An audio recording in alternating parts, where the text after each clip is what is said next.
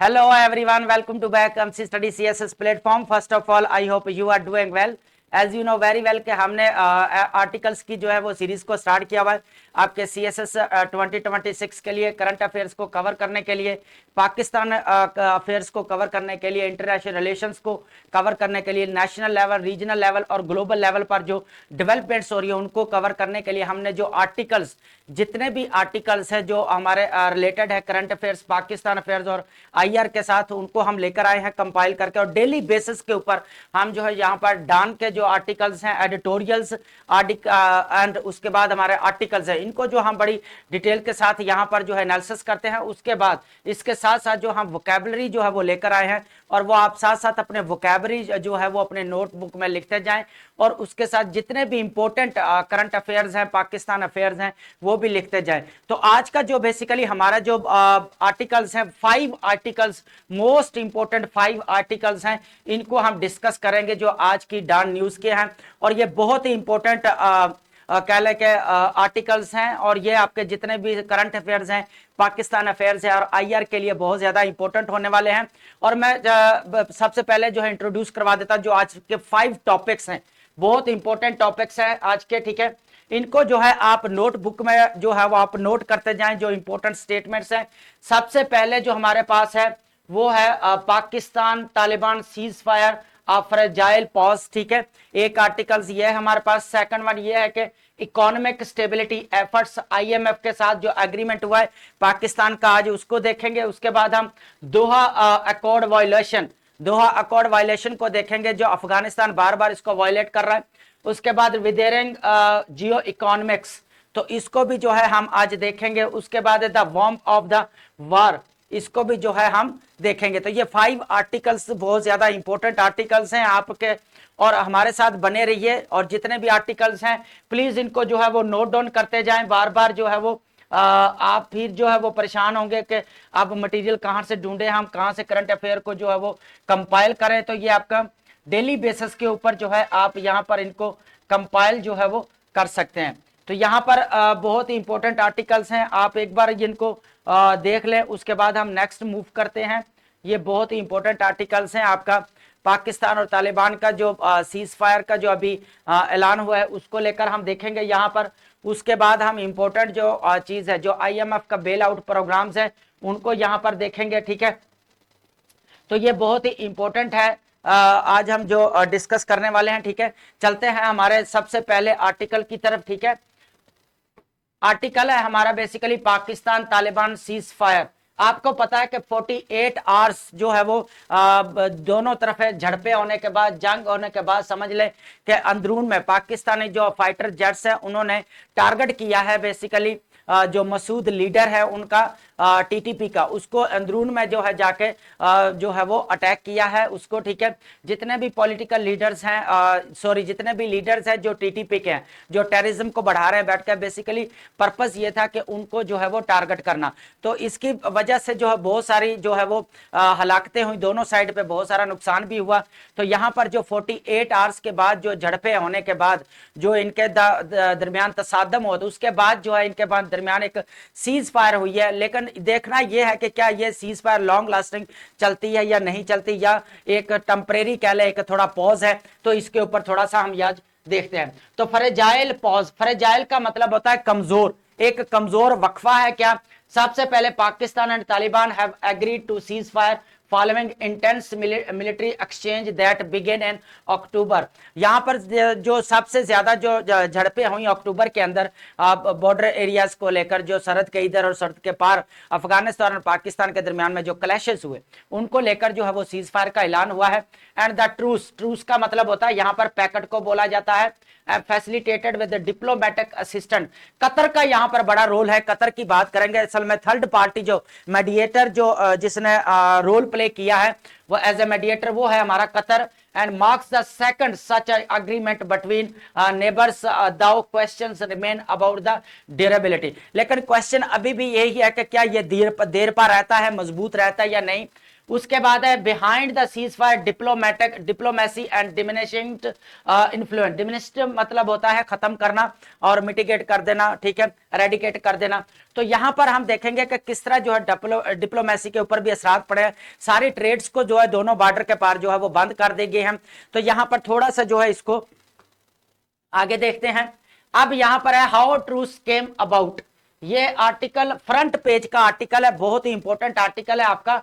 How truth came about a senior Pakistani military official confirmed Taliban requested ceasefire after sustaining significant losses whilst neither side acknowledged external mediation policy. Diplomatic source indicate Qatar played crucial role in brokering the agreement.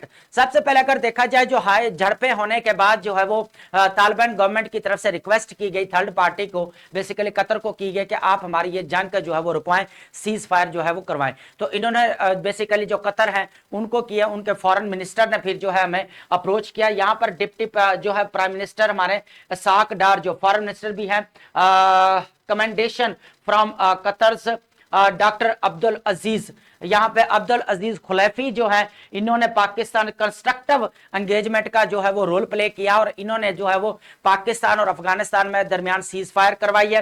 Promoting regional piece, basically purpose क्या था कि जो regional piece को जो है वो boost up करना, promote करना। This marks second intervention gulf states Saudi Arabia also help diffuse tension during the earlier undisclosed truth. यहां पर देखेगा अगर ये सेकंड टाइम है, जो पहले तो उससे पहले जो सऊदीया ने जो है हेल्प की थी पाकिस्तान ये इसको मसले को सॉल्व करवाया था। उसके बाद जो है अब कतर ने जो फॉरेन मिनिस्टर हैं अब्दुल अजीज कतर के, उन्होंने as a mediator role play किया है और पाकिस्तान और जो अफगानिस्तान के दरमियान जो सीज फायर करवाई है। क्या क्वेश्चन ये है कि क्या ये लंबे अरसे तक रहने वाली है या नहीं।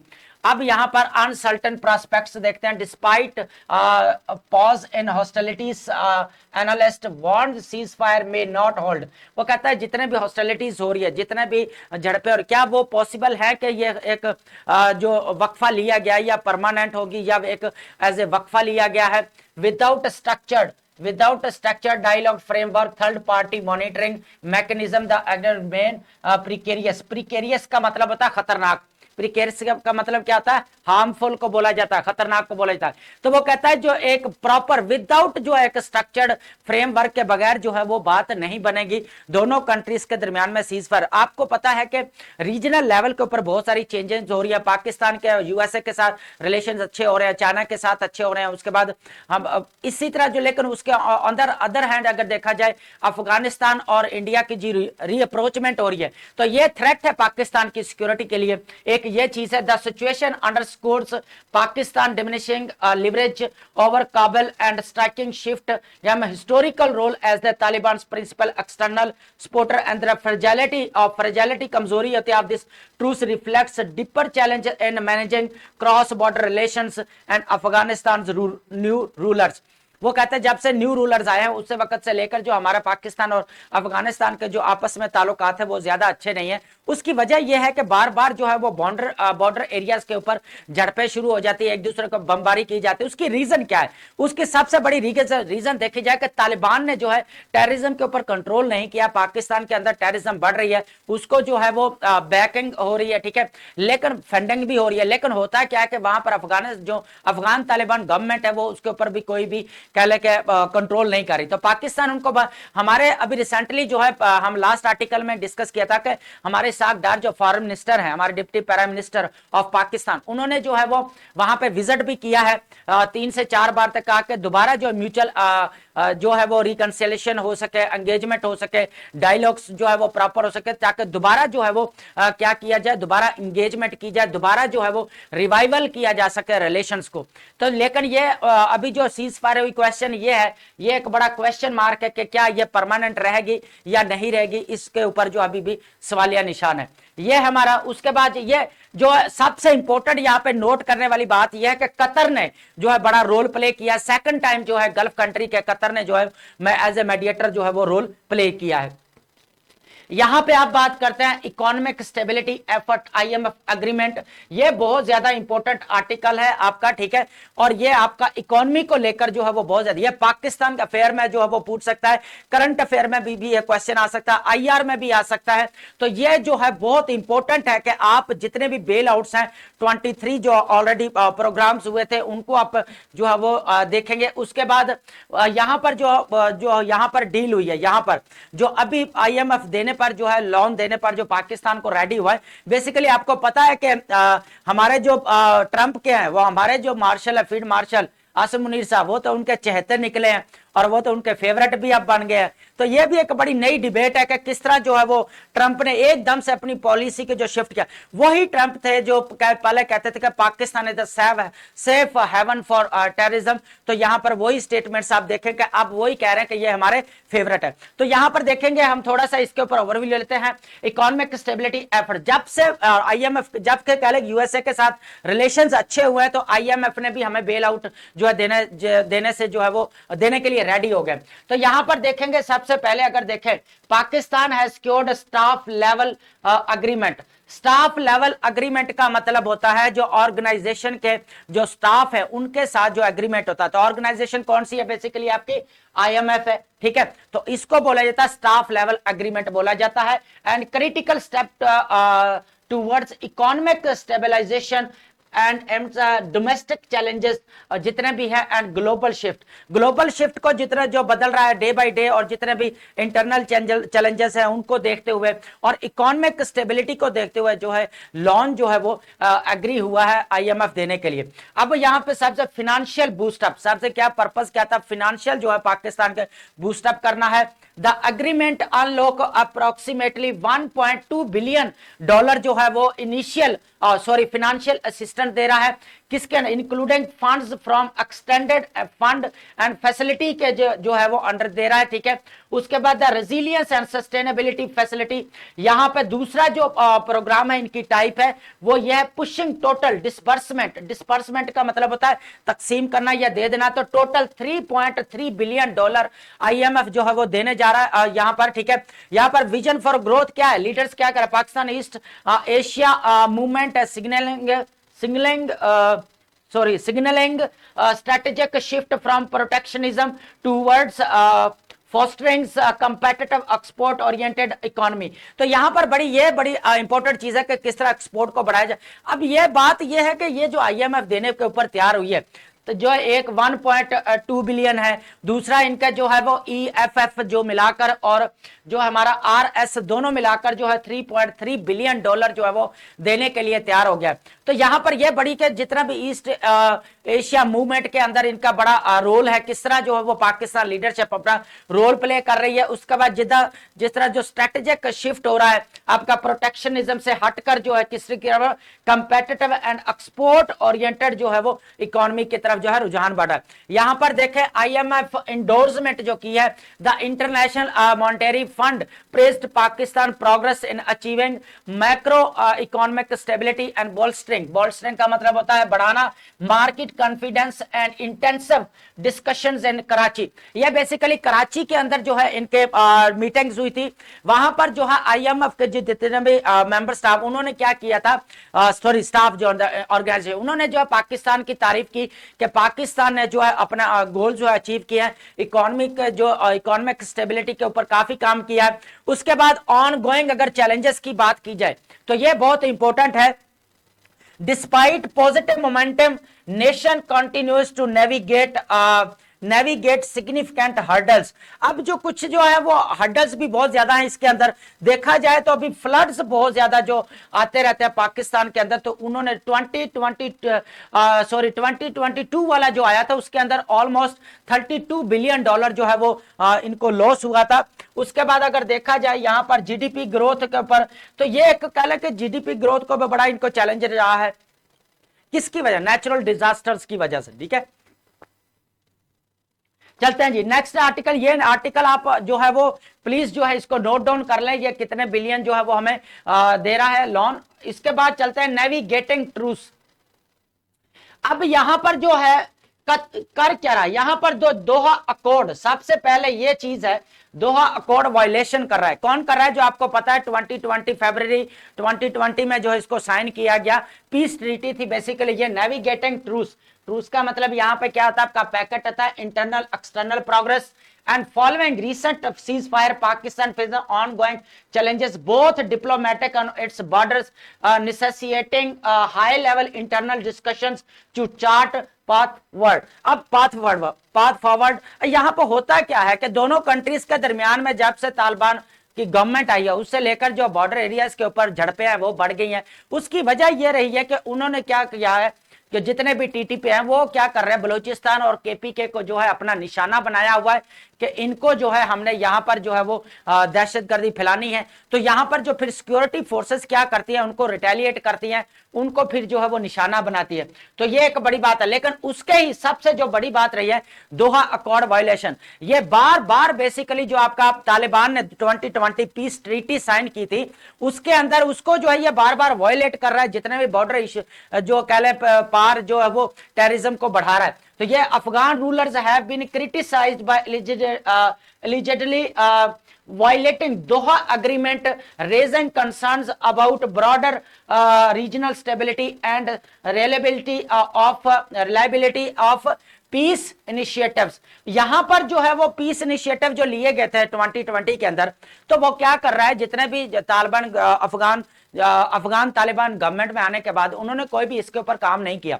होता क्या कि जितने भी टेररिज्म है वो आपके डे बाय डे बढ़ती जा रहे हैं, रीजनल जो है वो थ्रेट्स पाकिस्तान को जो है वो बढ़ते जा रहे हैं। तो कोई भी पीस के ऊपर जो पीस इनिशिएटिव लिए गए थे उसके ऊपर काम प्रॉपर नहीं करा। यहां पर बॉर्डर सिक्योरिटी कंसर्न्स, अब यहां पर मैंने पहले स्क्रिमेशेस जो हो रही है यहां पर किसके दरमियान, पाकिस्तान और अफगानिस्तान के दरमियान में, तो ये एक बड़ा कह लें कि अभी जो है वो हाईलाइट हो गया इशू। उसकी वजह यह है कि डे बाय डे जो रिप्रोचमेंट हो रही है पाकिस्तान और जो इंडिया और आपके अफगानिस्तान की रिप्रोचमेंट हो रही है, तो इसको लेकर भी बहुत सारे सिक्योरिटी चैलेंजेस है पाकिस्तान को। ठीक है, उसके बाद अगर हाई लेवल कंसल्टेशन देखी जाए, the president of Pakistan engage in separate critical meeting with prime minister and army chief signalling urgent deliberation on national security matters. President जो आसिफ अली जरदारी हैं, आपको पता है, उन्होंने प्राइम मिनिस्टर जो हमारे हैं शहबाज शरीफ और आर्मी चीफ आसिम मुनीर को जो एक एज ए सीक्रेट मीटिंग की है और सिक्योरिटी कंसर्न्स को लेकर जो है वो बहुत सारा यहाँ पर डिस्कशंस हुई है कि किस तरह जो है अफगानिस्तान पाकिस्तान को जो वो थ्रेट दे रहा है। तो ये एक बड़ी वो कह लें कि चैलेंजिंग बात है पाकिस्तान के लिए। अभी तो जो है इकोनॉमिक रिवाइवल स्टार्ट हुआ और उसके बाद जो है उनको लॉस होना स्टार्ट हो गया।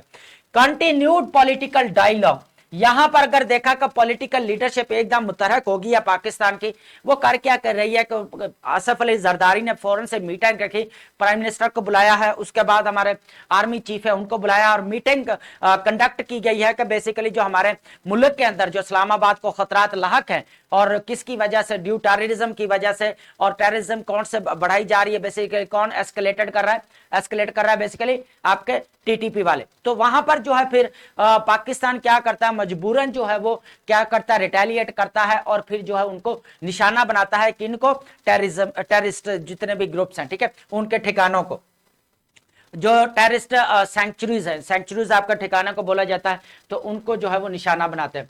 अब यहां पर जो आर्टिकल आज एडिटोरियल हम देखेंगे, यहां पर बहुत ही इंपॉर्टेंट एडिटोरियल है।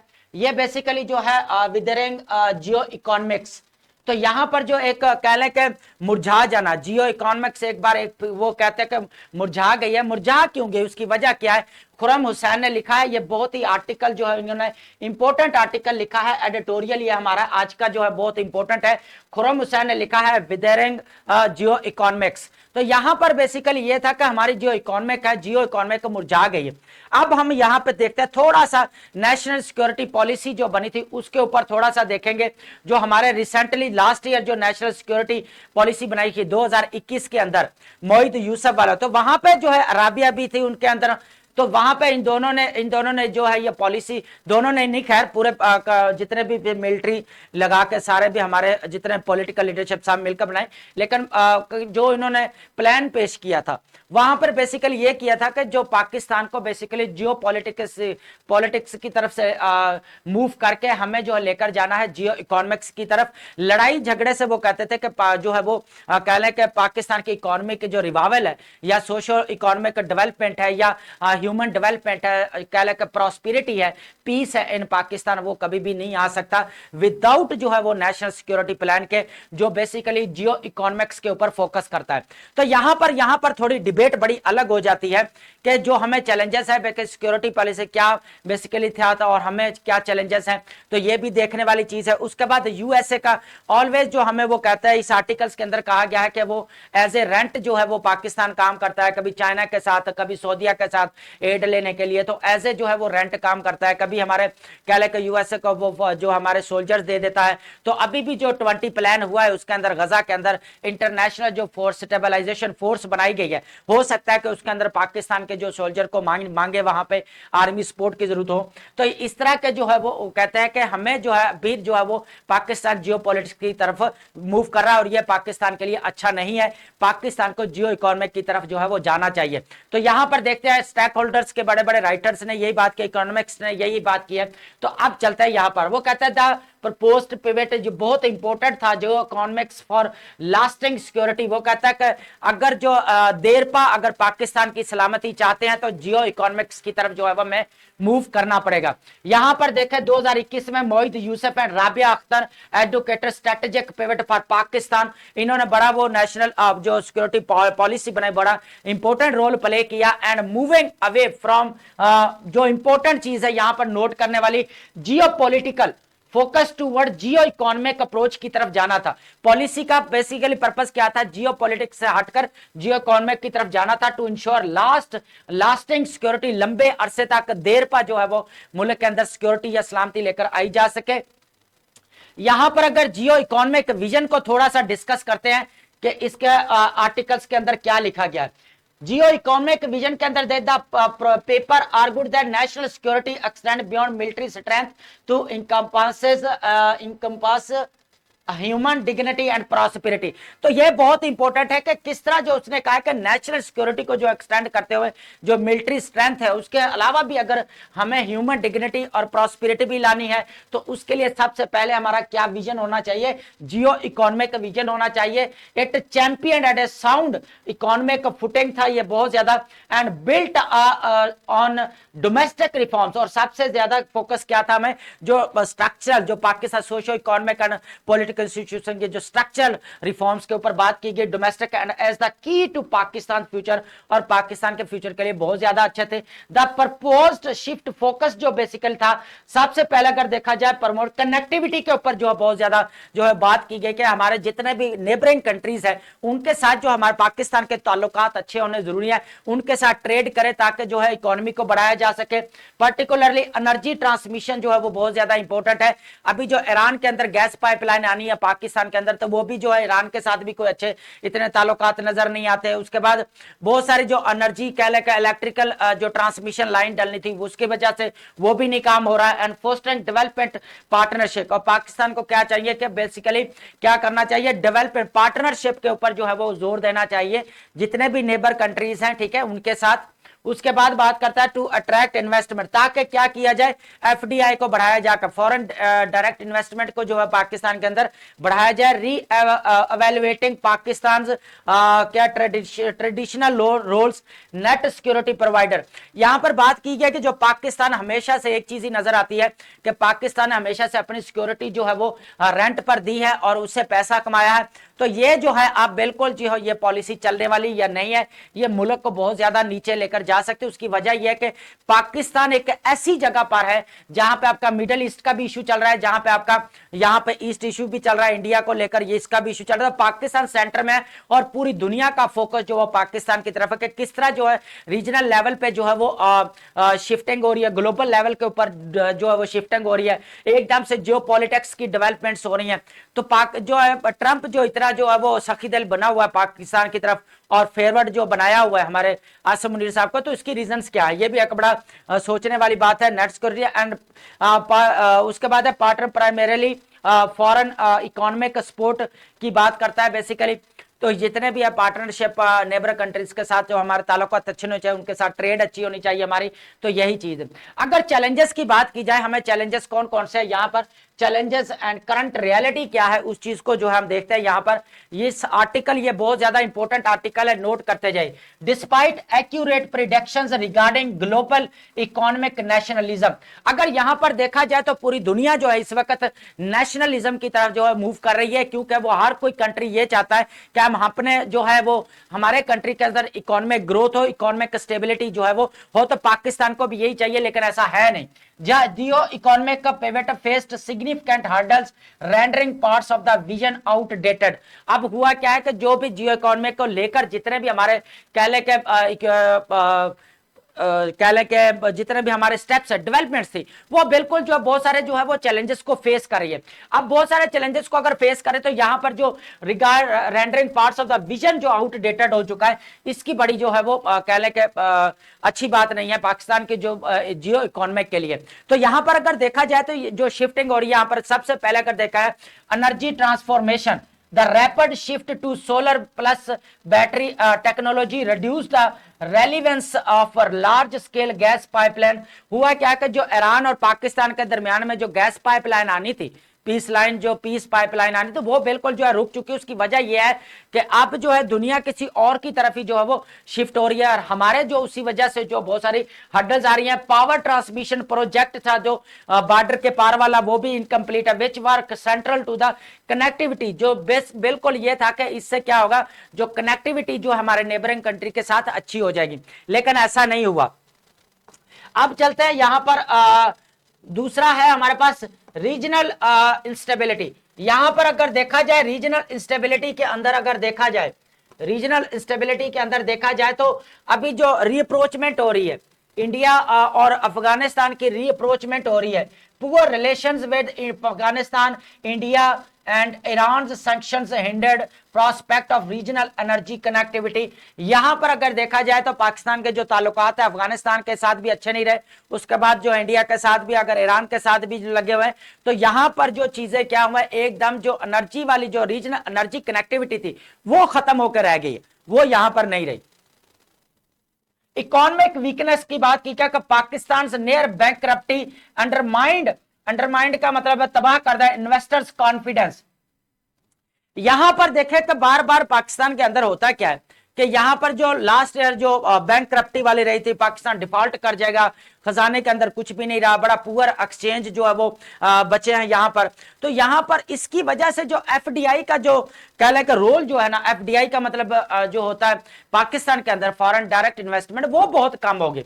उसकी रीजन ये है कि पाकिस्तान के अंदर बेसिकली क्या होता है, बैंक करप्टी बार बार जो है ये इसके जो डिफॉल्ट लाइन पे चला जाता है, तो ये एक बड़ा खतरा है। तो जिसकी वजह से होता है क्या है, फिर making development partnership reliant on geopolitical court tales, फिर को जो इनको जो है वो जियो पॉलिटिकल कोर्ट जो है वो पहनना पड़ता है। उसकी वजह यह है कि इनके पास जो है वो इकोनॉमिक सोर्सेज जो है वो खत्म हो जाते हैं, कम हो जाते हैं। तो इस सबसे बड़ी जो अगर यहां पे देखा पैराडॉक्सिकली अगर देख current science point towards yet and other round of geopolitical rents, यहां पर नजर आ रहा है जितने भी आर्टिकल डिस्कस कर रहे हैं, मैं बार बार बोल रहा हूं पाकिस्तान एक बार फिर जो जियोपॉलिटिकल के जो वो गिरफ्त में ट्रैप हो चुका है उसके अंदर, और हो सकता है कि इसको जो है वो इंटरनेशनल स्टेबलाइजेशन फोर्स के लिए जो वो बार बार बात की जाए। मलिया लोधी ने आर्टिकल लिखा, उसके आर्टिकल में हमने डिस्कस किया कि हो सकता है फिर जो है इनको सिक्योरिटी जो है वो देनी पड़े as Pakistan utility major powers like USA, China and Saudi Arabia के जो है वो मेजर पावर जिसके ताल्लुकात है और जहां से इनको एड मिलती है, जहां से ये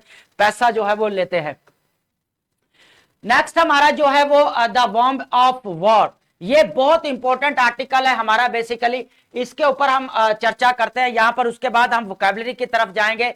सबसे पहले अगर यहां पर देखा जाए the bomb of war, womb of the war, यहां पे बेसिकली जो वॉम्ब बोला जाता है जहां से बच्चा पैदा होता है और के उसको, लेकिन यहां पर जो इसका मीनिंग बोला जाता है कि जो वॉर्स है वो बाय बर्थ है। वॉर्स क्या है, बाय बर्थ है। यहां पर देखा जाए द पैराडॉक्स ऑफ पीस, जो अमन का तजाद है, द ट्रम्पियन पर्सपेक्टिव के तनाजुर में देखा जाएगा कि बेसिकली कैसे है। बेसिकली क्वेश्चन ये है कि बार बार यही बात की जाती है कि ये वॉर्स लगती क्यों है, वॉर्स होती क्यों? ऐसा होता है कि वॉर्स होती ना, मुर्दा पड़ी रहती है, जिंदा ही ना होती, जो आए दिन बड़े बच्चों को जो है वो जानलेवा साबित हो जाती है। इस आर्टिकल का बेसिकली ये फाउंडेशन है, स्टार्ट सारी चीजें है ना, उसका ओवरव्यू ले रहे हैं थोड़ा। तो होता है क्या कि बच्चे मर जाते हैं, मतलब बच्चों से मुराद के जितने भी लोग हैं जो है वो जानी नुकसान हो जाता है बहुत ज्यादा।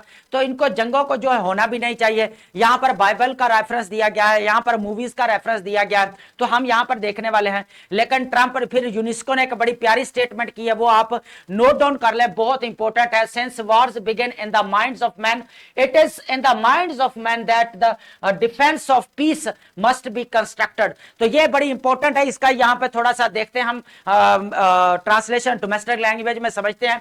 चलते हैं हमारे सबसे पहले आर्टिकल की तरफ। बहुत इंपॉर्टेंट आर्टिकल है कि ट्रंप जो है वो उसका जो लेक्सिकन उसका देखा जाए तो उसका तो वो तो कहता है ओपनली कि दुनिया का अगर अमन लेकर आना तो जंगें लड़ना जरूरी है, जितना हथियार उठाना जरूरी है, मार धाड़ करनी जरूरी है। तो इसकी वजह से जो है वो कह ले कि अगर जंग जो है देर पा जमीन कह ले कि जमीन पर जो है अमन की जो है वो जरूरी कीमत है। क्या है? जरूरी कीमत है। ये बड़ी एक स्टेटमेंट है, इसको नोट करते जाए। ये एक बड़ा जो है वो इंपॉर्टेंट जो है वो कह ले कि सेंटेंस है इसका।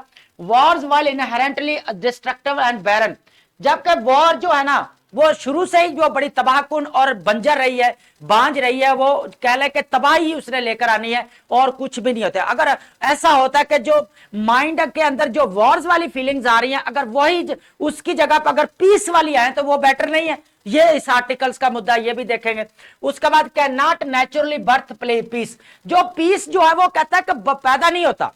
पीस जो है ना वो खुद पैदा नहीं होता, वॉर्स खुद जनरेट हो पैदा हो जाती है, एस्केलेट हो जाती है। वॉर जो है वो पीस जो है वो खुद नहीं होता, पीस आर्टिफिशियल होता है, पीस को जो है वो लेकर आना पड़ता है। इस आर्टिकल्स के अंदर बड़ी इंटरेस्टिंग आर्टिकल है ये बड़ा, तो आप इसको जो है वो लिखते हैं। यहां पे यूनेस्को कॉन्स्टिट्यूशन बड़ा इंपॉर्टेंट यहां पे स्टेटमेंट कही है इन्होंने कि फेमसली स्टेट्स के since wars begin in the minds of man. वो कहता है जो जंगें जो शुरू होती हैं इंसानों के या आदमियों के दिमाग के अंदर, अगर उसकी जगह पे it is in the minds of the man, अगर यही दिमागों के अंदर इंसानों के that defence the peace of peace must be constructed, वो कहता है कि यही अगर इंसानों के दिमाग में आए कि हमें जो है वो पीस जो है वो कैसे कंस्ट्रक्ट करना है, कैसे बिल्ड करना है, अगर ये देखे तो वो ज्यादा बेटर है। तो ऐसा तो होता नहीं है। तो अगर वो भी तो है ना जो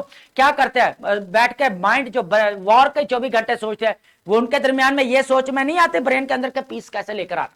ठीक है, ये था जहां पे येट प्रेसिडेंट जो है Trump approach present contrasting view जो है इसका लेकर जो है बेसिकली ये आर्टिकल लिखा गया है। इसको यहां पर थोड़ा देखते हैं, बहुत इंपॉर्टेंट आर्टिकल है।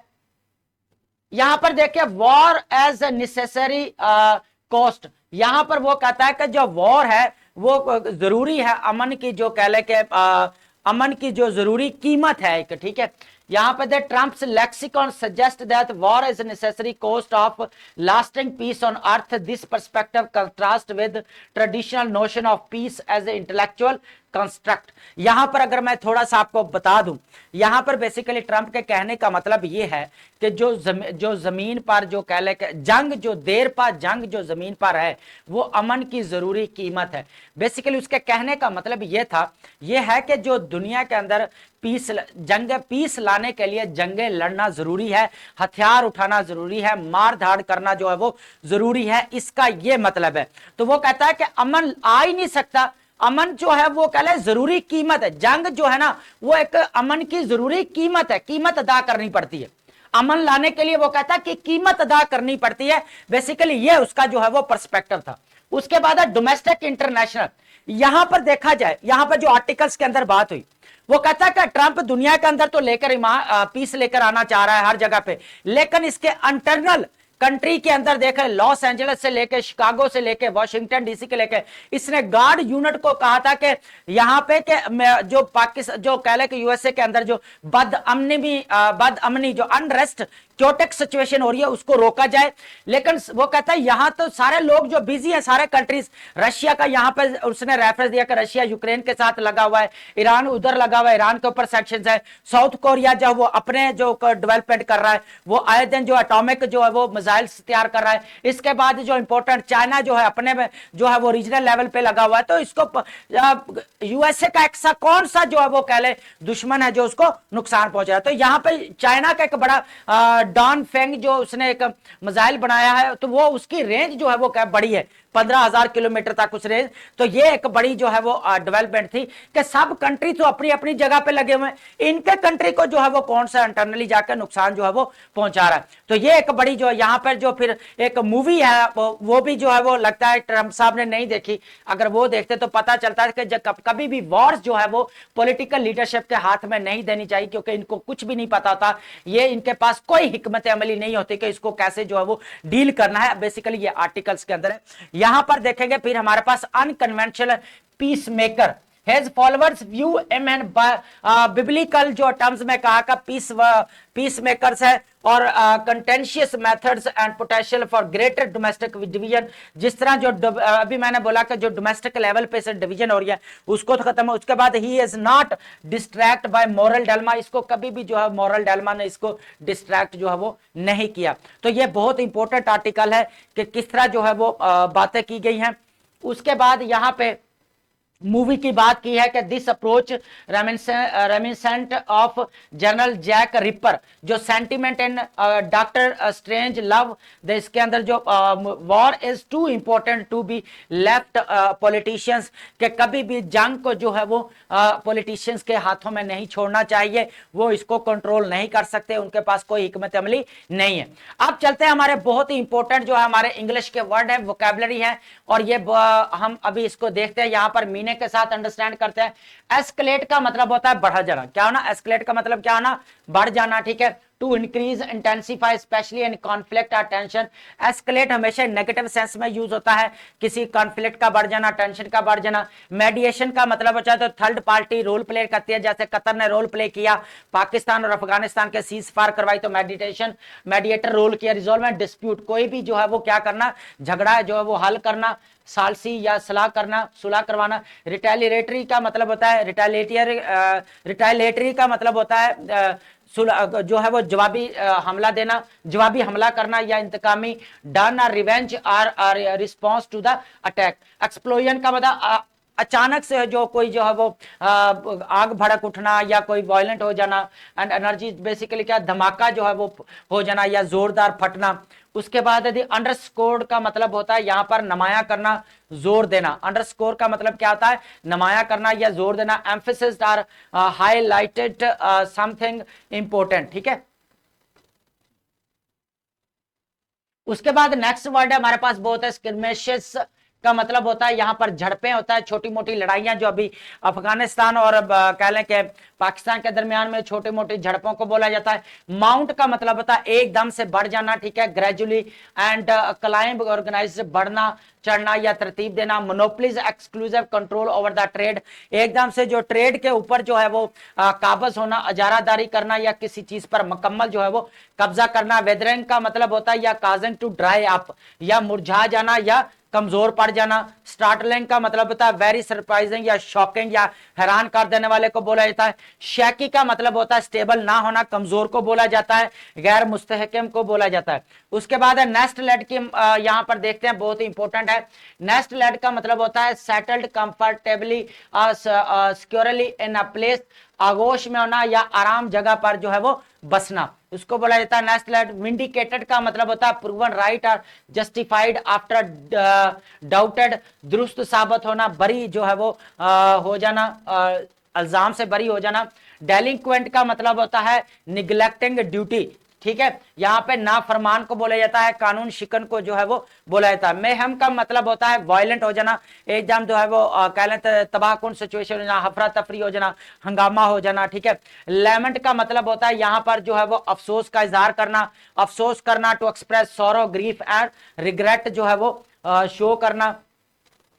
उसके बाद अगर नॉन कह लें कि यहां पर हमने जो ट्रंप के जो एक बड़ा इंपॉर्टेंट था क्रिश्चियनर वो कहता है कि मैं जो ट्रंप अपने आप को कहता है कि नॉन डिनोमिनेशनल, जो है वो क्रिश्चियन है, उसकी मतलब ये है कि फिरका वाराना से जो है बिल्कुल जो है बालातर होकर जो बात करता है। Not belonging to a limited by any specific religion, किसी भी वो सेक्ट को जो नहीं मानता, बल्कि क्या होता है गैर फिरका वाराना तौर पर जो वो होता कहता है किसी मजहब से गैर मुंसलिक होना, तो इसको बोला जाता है। तो ट्रंप जो है ये भी बड़ी एक उसके अंदर स्टेटमेंट। टेम्प्ट का मतलब होता है, टेम्प्ट होता है ट्रैक्ड और persuaded to do something wrong और अनवाइज, बहकाना, बहकाया जाना, किसी को बहकाना, ठीक है। उसके बाद इंसीडियस का मतलब ग्रेजुअली हार्मफुल, डिसीटफुल इन हिडन वे, एकदम से धोखेबाज या खुफिया तौर पर नुकसान होना। उसके बाद एम्ब्रॉयल्ड का मतलब होता है इन और ट्रैप हो जाना, उलझन में जो है वो फंस जाना। एम्ब्रॉयल्ड का मतलब लेक्सिकॉन का मतलब होता है vocabulary of language, person, subject और लफ्ज, ठीक है। तो यहां पर जो अल्फाज हैं ट्रंप के अल्फाज यही थे ना कि जो वो वॉर इज नेसेसरी, जो है वो कॉस्ट ऑफ कह लें कि लास्टिंग ऑफ पीस के लिए जो है वो जरूरी है। तो ये उसके अंदर जो था, तो ये था हमारा आज आर्टिकल, बहुत इंपॉर्टेंट आर्टिकल आज हमने डिस्कस किए।